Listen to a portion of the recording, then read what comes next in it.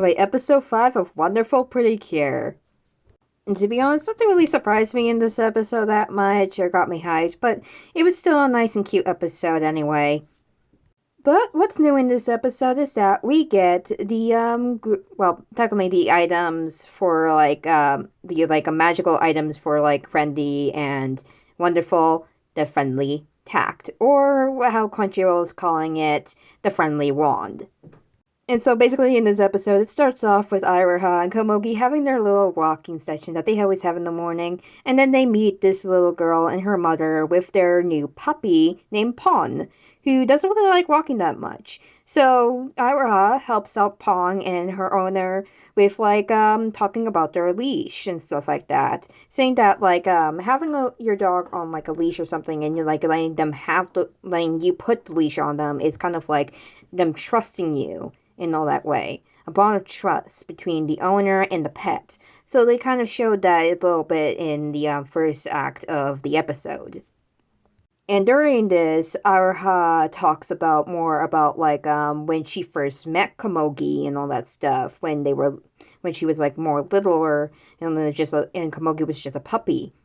Komugi says that she doesn't know anything about like the past except for like Aruha rescuing her that day and all that stuff. But so Iroha just like remembers back and all that stuff, asking her mother if they can keep the puppy and all that stuff.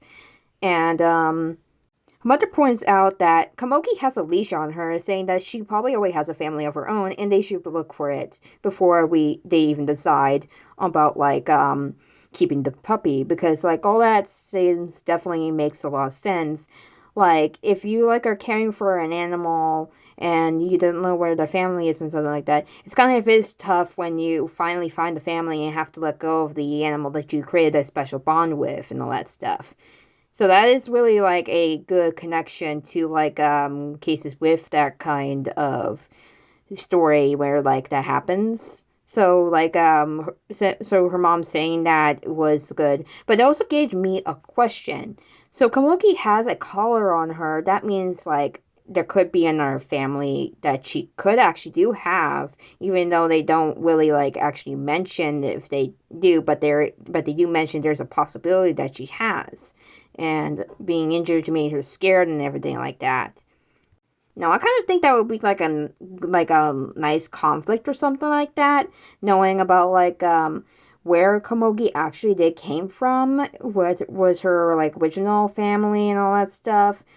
But that doesn't really I don't know when they're actually going to like make any connection to that, or it was just there. But it was like really just there, so there was nothing really much about it except for Iroha getting to like have Komugi like her more and to like be on the leash and stuff like that, trusting her basically.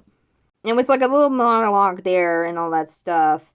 And then we had it the attack happened with the Garu in this episode. It happened to be the Echidnerian animal, and it was the Echidnerian penguin. And so it created like this ice field in the middle of the ocean, and it was sliding across it. So Wonderful and Friendly had to like figure skate across to try and catch the penguin, but of course they were having difficulty in the first part and all that stuff. And Satoru did his best by giving information about the penguins and all that stuff. Then that even if penguins are like birds and stuff like that, they are really good swimmers, because then again, what we know about penguins, penguins cannot fly like normal birds.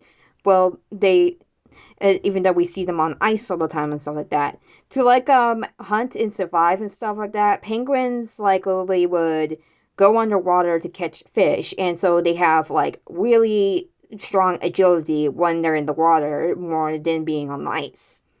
There's something who didn't actually really like talk that much about how they use the water swimming stuff, but he did mention about how they're really fast in water. As the group struggles with this, Komugi was almost able to catch the penguin when it tried to flee into the city, in the town. But when the ice shattered under her, she almost fell, and Friendly couldn't catch her. And then suddenly her leash that they both use the leash of like Komugi and Iroha suddenly comes out of her wonderful pack. And I was kind of confused, like saying, okay, where did the leash come from? So that's kind of like one thing I have confusing about this episode that I have to say. But anyhow, that leash, even if wherever it like came from, I think like probably the one if I can transport things to them and stuff like that. So that's probably like a neat trick. But yeah, I was able to like help Friendly catch Wonderful and stuff, and they had their little chatting of like on the ice and stuff like that. Well, and they also acknowledged the fact that like this is probably not a good place to be talking at the moment, especially when the ice started to crumble under Friendly and all that stuff. And when they fell and stuff, the leash again starts to transform in with the mirror stone in the city glowing and kept them from falling into the water and stuff like that. It transformed into two wands, which are the Friendly Tact. A main weapon item that Wonderful and Friendly use in this show that we know of. And so they're able to, like, well, technically Iroha is able to, Friendly in this part, is able to use the, Friendly Tact, with, which, apparently what the Friendly Tact seems to be doing, like, we hadn't seen the, group attack yet. From what I know, like, the group attack's actually going to appear, like, in episode 7, from what I know. But basically what the basic things that the Friendly Cat can do right now is that it can call on the help of a Kittering animal that they have already rescued, in this case the rabbit. And they can use a power from the Kittering rabbit to basically like use a power to help them out in the situation that they're in. And so that's basically what like Friendly used. She used the Kittering powers and it gave her super hearing, so she was able to hear the Kittering Gar penguin under the water and know where it was and when to strike. And like during this moment, like Wonderful was like saying, "Why is my wand not working?" and all that stuff. And that seems to be a conflict that's going to be like explained in the next episode and stuff like that. But anyhow, they were able to use the Kittering rabbit's powers to like catch the Gar penguin and heal it with their hug purification. And they saved the Kittering penguin and sent him back to Nico Garden and all that stuff. And that's basically where it ended and all that. With like with like Iroha talking to Satu, saying that she's really happy that she can finally understand Komugi as a human and all that stuff, even from like dog perspective and all that stuff. So she's happy that like Komugi has become a pretty cure.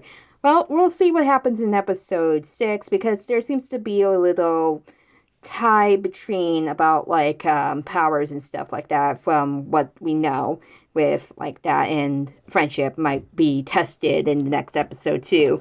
So anyhow, that is where I'm going to end my review, because I don't want to make this way too long. And I'll see you next time in episode 6 of Wonderful Pretty Cure. See ya. Wong wong.